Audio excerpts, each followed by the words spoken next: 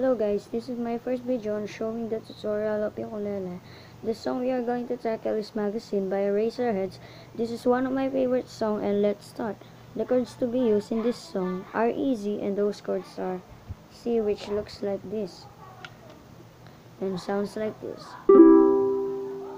Next one is E minor, which looks like this and sounds like this. And A minor is simply this string here, fourth string in the second fret, and sounds like this. Then F, maybe you know this.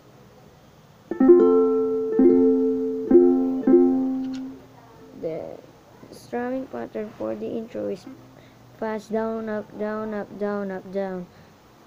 Sounds like this.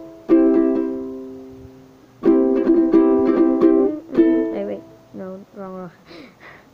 No, I'm just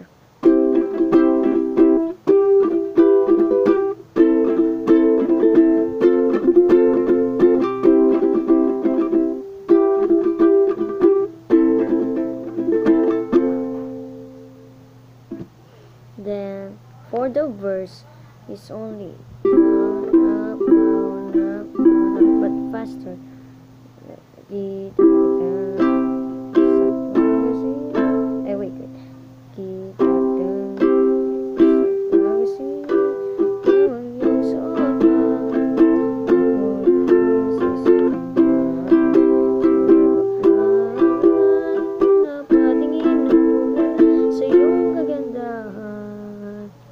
And let's mix them.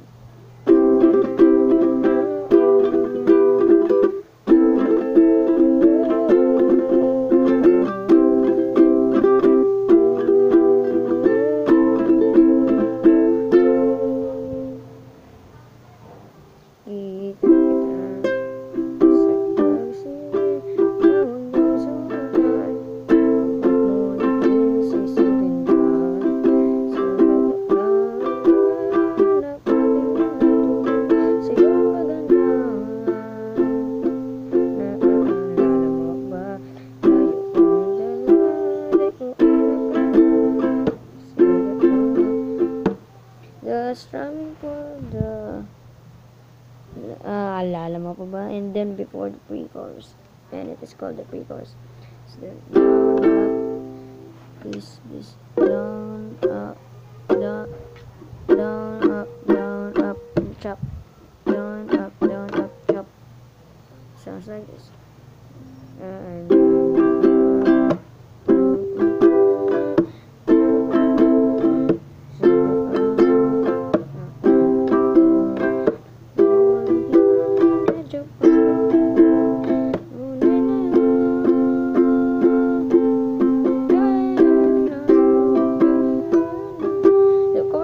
Looks like similar to the strum of intro, but slow.